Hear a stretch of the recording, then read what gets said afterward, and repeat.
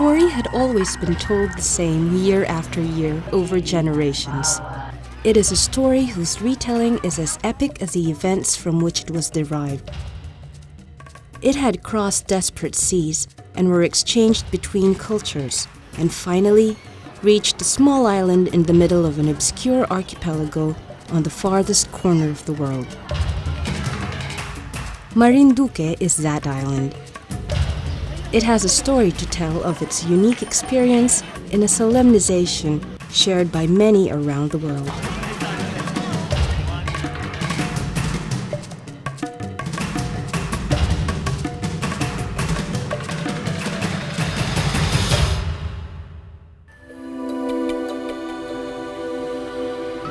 An island province south of Luzon, Marinduque is highly influenced by Spanish and Catholic traditions.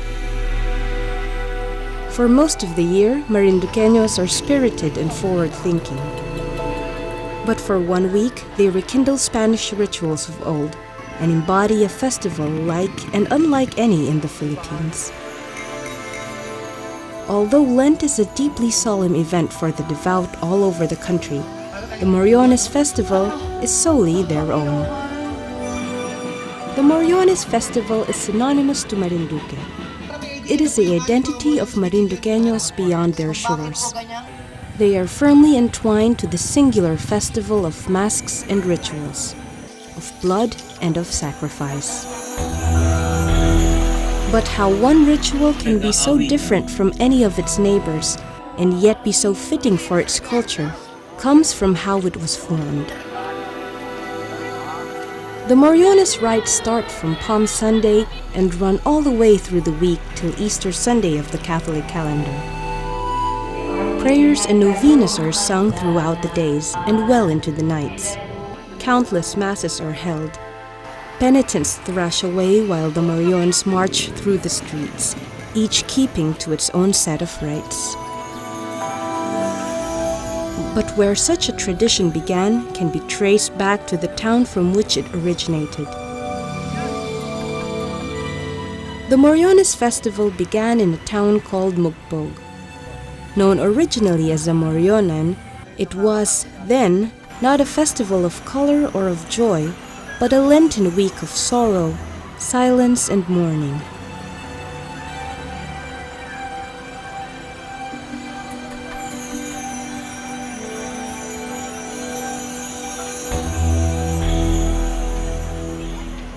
A singular figure in humble clothes marched through the streets of Mugpog, announcing the death of Jesus Christ.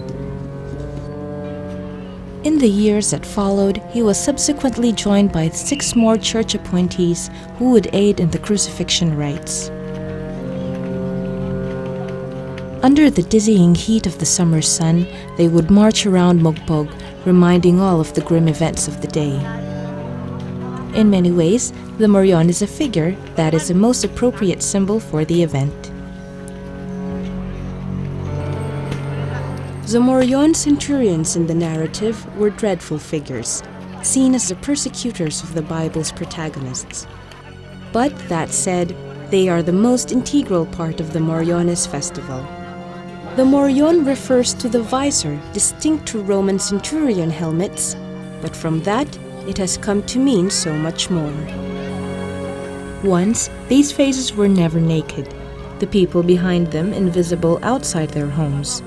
In sacrifice, they were tasked to endure the heat and the heavy masks for the entire day. Such was the rule and commitment to rite. But the most essential among the Morion rites of Mugpog were not the intricate faces or the gaily costumes, but the flowers that dressed the tops of the masks. These signified the number of years a Marinduqueño would offer himself to the ritual. And for every year, such a promise was completed.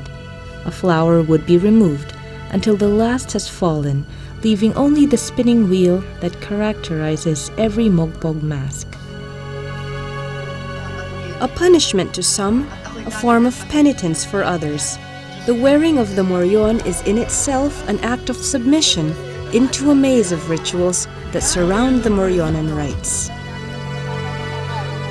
Behind elaborate masks of fearsome and ridiculed figures are in fact pleasant and humble penitents, carrying more than just a heavy load of these solid wooden heads. Sa tingin ko, ako yung mga 35 years na moryon. Simula kasi nung ako college, ang papa ko nakabili ng costume ng isang moryon. Sabi ko, gagamitin ko yan. Ginamit ko nga. Tapos taon-taon, nilalagyan ko siya ng dagdag na ornaments, dagdag na para gumanda. Although it is still just a costume, there is a deeper sense of what a moryon embodies. Ang isang moryon ay isang taong namamanata na nakamaskara dito sa Marinduque.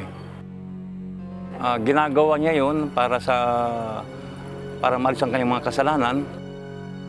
Siya ay magkameron ng magandang hinaharap, magandang buhay.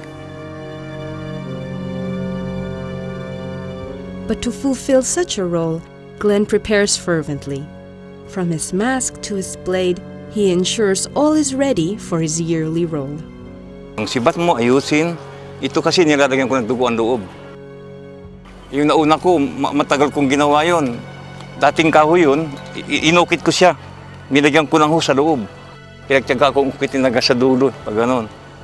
Ito pinagawa ko, pero ako naglagay ng itong balahibo na. Tapos amin na lang nilirotoke. Kasi ako'y pinapaganda pa. But Glenn is no ordinary moryon. He fills a much more important role in the Lenten rites, taking to heart the biblical character of Longinus, the Roman centurion who became the first to convert to Christianity. Wearing the mask of the one-eyed centurion is a privilege, and a coveted one at that, and Glenn has made it his commitment for over 25 years. Noong kasi, una pa lang silang gagawa ng dunghinop sa panggabi na pugutan. Ngayon, nag-isip rin kami. Dalawa kami nakuha, pero katagalan, ako na talaga nakuha nilang maging dunghino. Di ko alam kung anong meron ako na kaibahan. Sa akin naman, talagang pinapaganda ko ang akto. Makikita mo every year, nag-iiba ang kilos ko. Kung gusto ko higitan yung aking kilos ng nakaraang taon. In Boac, near the town of its origin, a parade is being held. A ferocious and intimidating throng rumbles through the hall in the Battle of the Morions. Between dance and silent drills, they perform for an audience of hundreds. These men will be then judged based on their performance as well as their individual costumes. In Gasan, near the capital town of Boac, a fair filled with music and color is held. Elaborate Moryon costumes made from the most difficult of materials make it more a show than a sacrifice.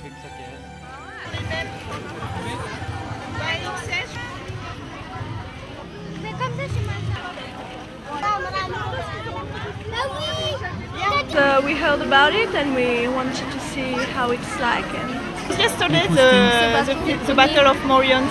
It was really nice, a lot of costume, a lot of colors. On the sixth day of the event, on what is known by many as Good Friday, a host of people gathered along the streets. They watched the continuing story of Jesus of Nazareth as he is punished publicly. It is as exciting as it is painful and macabre, but all are part of the Lenten sacrifice. As the whip cracks on the backs of the three willing penitents, there is an outpouring of sympathy mixed with intrigue. Much like Glenn, Menandro Penafil also offers himself by participating in the rites that reenact the Lenten story. Nagsimula ako dito sa sinakulo namin siguro mga 15 years ago. Nagsimula ako bilang crowds, tapos angel, then parang tumaas ba na hanggang sa marating ko yung Jesus, na yung role ng Jesus. 7 years na akong gumaganap na Jesus Christ. Pinoportray lang namin yung nangyari noong panahon ni Jesucristo. Totoo yung mga palo, totoo yung mga sipa, The preparations involved in portraying Jesus Christ is certainly no easy task. Mahirap kasi yung paghahanda. Siguro napansin nyo, medyo mataba ako. Nag-lose ako ng weight. Talagang sacrifice. Tapos may practice pa kami dito tuwing gabi. Talagang ihanda mo yung sarili mo. Yet he continues on. For what reason? Sabi ko sa kanila, sa mga moryon, paluin niyo ako kasi gusto kong maramdaman yung sakit. Gusto kong maranasan yung mga hagupit ng latigo. Naiisip ko yung mga ginawa kong kasalanan. Ako makasalanan akong tao eh. Sa ganung paraan, sana mabawasan yung mga kasalanan na gawa ko. Under the shimmer of moonlight, colorful show draws audiences in. The sound of the voices bellowing through the Moriones Hall. Although there have been many performances before, it is this version, using pre-recorded music, that has been one of the longest used in Marinduque's recent history. Its effect on the audience is hypnotic. At the play, all are fervently awaiting the opening act of the pugutan, or beheading. Like in ancient Rome, the fascination even for a fake beheading is evident.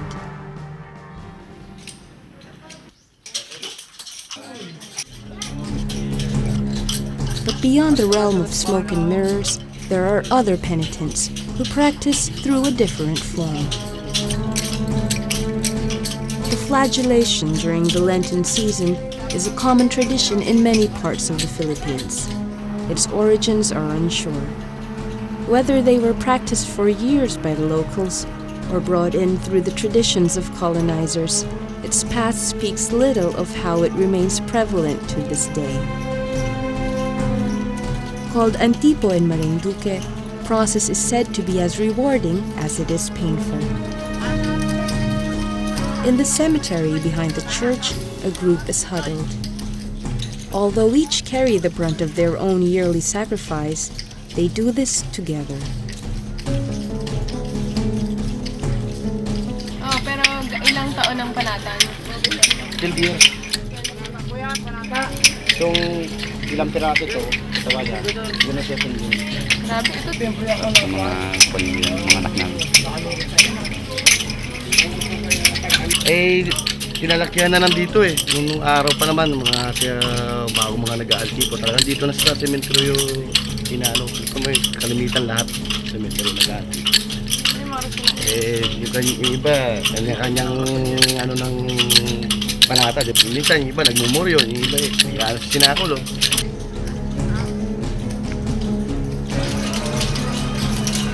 Ito sa akin, 12 taon to. 12 stick kasi. May 8 years pa. The wounds are called kudlit. To the unknowing observer, the antipo is a source of pain, when in fact, its purpose is quite the opposite. Kasi kaya pero tinahampas yung siglit naman para hinto yung palabas siya pag manungi para mamanhid. For the Marinduqueño, to experience true sacrifice, one must see it not as a singular event, but in a span of years, even decades. For it is a commitment, a long-term choice, so deeply personal that if left unfinished, will follow a penitent even to the grave.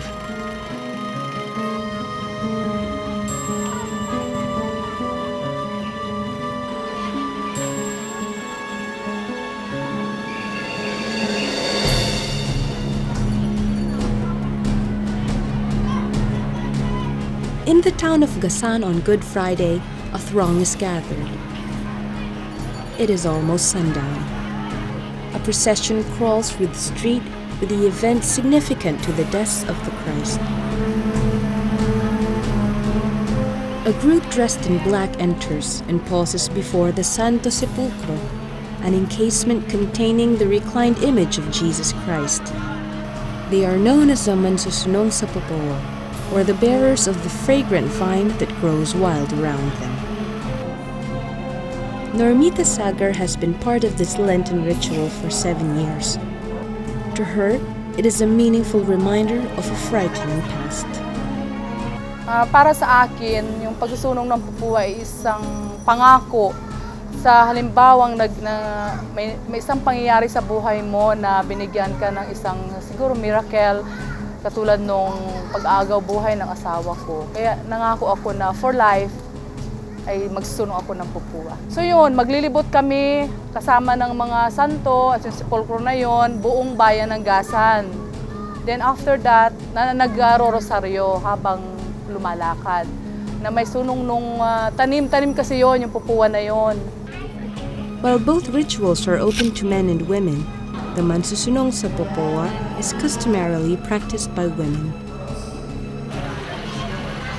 As the sun falls into night, 100 meters from the procession, the sound of wings fill the air, announcing the entry of the Philippine Independent Church. Locally referred to as the Aglipayan Church, it is a unique spectacle for tourists, but a solemn one for the Aglipay. Together, these two factions, the Aglipay and the Catholics, form an image of the religious life of the Marinduqueño. On the last day of the Lenten week, the Marinduqueños perform the final rite. Early in the hours before daybreak, a small crowd gathers below an arch. A priest chants the verses that define the meaning and the methods of the rite. The air is filled with song as they begin the ritual. It is a symbolic act that shows the risen Savior is being carried away by the angels. As the week of sorrow passes, the light again shines through. On Easter Sunday, all gather to witness a throng and joyous celebration. Some do it in lavish parades, others in music like the kulatang.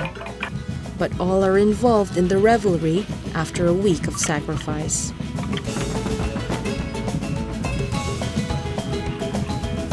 The event is over for this year, but what of the years to come?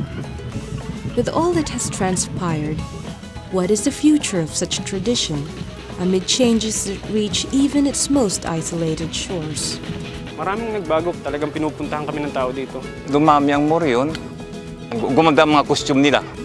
Isa ng tradition eh. Pag nawala yung ganitong, yung aming sinakulo saka itong Via Cruces, parang kulang ang kwan namin dito. The epic story for this year is over, but the Marion and Marinduque's Lenten tradition lives on. Moriones is traditionally a week of sacrifice, but in many ways, it is a gateway to the many other traditions that are waiting to be known. For in a place where so much has begun, so much more can be unearthed. Beliefs that they were born into, rituals that remain. As their parents' parents have done, their children will continue. For what begins from you will remain forever. As they become lost in the mysteries of ritual, the ritual in itself will never be lost.